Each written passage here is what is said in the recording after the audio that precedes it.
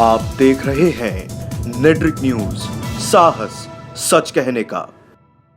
नमस्कार, आप देख रहे हैं नेट्रिक न्यूज और मैं हूं आपके साथ पद्मा श्री शुभम। एक नहीं बल्कि 3 बड़ी जीत। जी हां, 3 राज्यों में राजस्थान, छत्तीसगढ़ और मध्य प्रदेश के विधानसभा चुनाव में कांग्रेस को जीत मिली और फिर 17 दिसंबर को पार्टी इस धमाकेदार वापसी का जश्न मना रही थी, वो भी 3 गुना ज्यादा। लेकिन जिस वक्त ये जश्न चरम पर था, उसी वक्त दिल्ली हाईकोर्ट के एक फैसले ने उस जश्न को फीका कर दिया। एक तरफ जहां कांग्रेस 3 राज्यों में अपनी सरकार के मुख्यमंत्री के शपथ ग्रहण के मेगा शो में लगी थी, तो दूसरी तरफ उसके ही एक बड़े नेता का नाम सिख दंगों में आ गया और फिर सजा का ऐलान भी हो गया। ये नेता हैं सज्जन कुमार, जिन पर दिल्ली हाईकोर्ट ने कानूनी शिकंजा कस दिया। लेकिन बात यहीं तक सीमित नहीं रही। कोर्ट का यह फैसला कांग्रेस पर इस कदर भारी पड़ा कि शपथ ग्रहण के जश्न को ही मटियामेट कर दिया। 17 दिसंबर को कांग्रेस के लिए शपथ ग्रहण का दिन शक्ति प्रदर्शन का दिन था, लेकिन इस फैसले के सुनाए जाने के बाद उसके विरोधी दल उसी पर हावी होने लगे और फिर गलत टाइमिंग के साथ आए इस फैसले ने चर्चा का सारा विषय ही पलट कर रख दिया। कांग्रेस के बड़े नेता सज्जन कुमार के आए इस फैसले ने कांग्रेस की टाइमिंग तो खराब की ही, लगे हाथ कांग्रेस विरोधियों ने मध्य प्रदेश के नए सीएम कमलनाथ का नाम भी सिख दंगों में घसीटने लगे और फिर देखते ही देखते इसे राजनीतिक रंग दिया जाने लगा। पहले तो दिल्ली हाईकोर्ट के उस फैसले को जान लेना चाहिए जिसने कांग्रेस के जश्न को फीका कर दिया।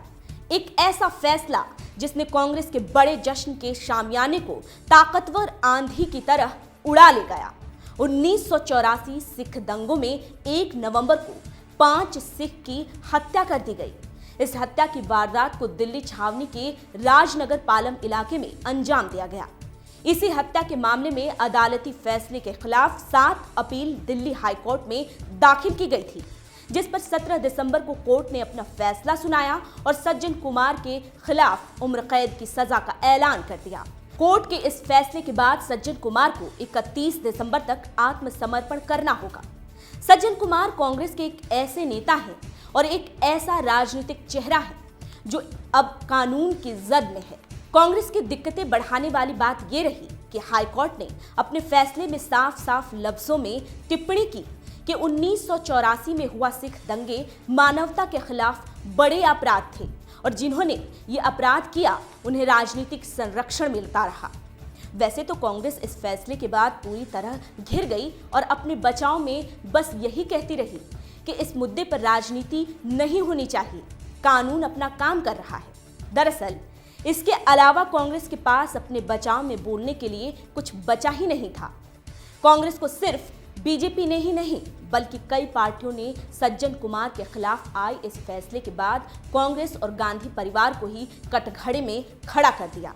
इतना ही नहीं, कमलनाथ को भी लगे हाथ 84 के दंगे के मामले में लपेट लिया गया।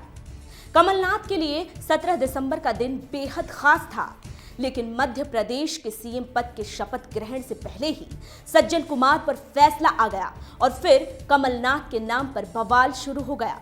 कांग्रेस में सज्जन कुमार की क्या जगह है, ये जानकर आप इस बात का अनुमान लगा सकते हैं कि कैसे सज्जन कुमार के खिलाफ आया ये फैसला कांग्रेस की किरकिरी करा रहा है और उसके खुशी को गम में बदल रहा है। सज्जन कुमार 3 बार कांग्रेस के लोकसभा सांसद रह चुके हैं, दिल्ली के बड़े जाट नेता भी हैं। 1977 में दिल्ली प्रदेश कांग्रेस कमेटी के महासचिव रहे और फिर 1980 के आम चुनाव में वो बाहरी दिल्ली लोकसभा सीट से सांसद बने। 1991 और 2004 में आम चुनाव में उन्होंने इसी सीट से अपनी जीत दर्ज कराई, लेकिन साल 2009 में सिखों के विरोध के बाद सज्जन कुमार और जगदीश टाइटलर को कांग्रेस ने टिकट नहीं दिया। उस वक्त भी इस मुद्दे को लेकर कांग्रेस की बड़ी किरकिरी हुई।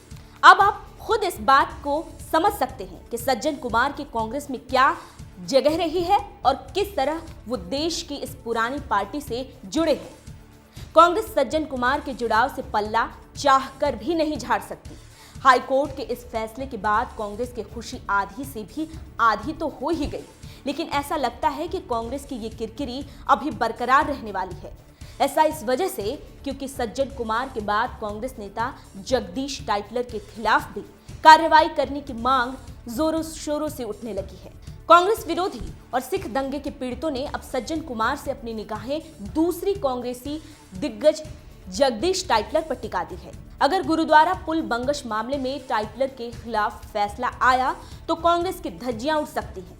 पुल बंगश इलाके में हुए दंगे में 3 नवंबर 1984 को 3 सिखों गुरबचन सिंह, बादल सिंह और ठाकुर सिंह को जिंदा जला दिया गया और मौत के घाट उतार दिया गया। देखना यह है कि इतने समय बाद कांग्रेस के दामन में आई इन खुशियों पर आने वाले समय में और रंग चढ़ेगा या फिर सिख दंगे से जुड़े ऐसे ही फैसले कांग्रेस की खुशियों को फीका करती रहेगी। अभी के लिए इतना ही। देश और दुनिया की बाकी खबरों के लिए देखते रहिए नेटवर्क न्यूज। हमारे साथ जुड़े रहने के लिए हमारे YouTube चैनल को सब्सक्राइब करें, साथ ही बेल आइकन को दबाएं। नेटवर्क न्यूज की खबरें सबसे पहले देखने के लिए।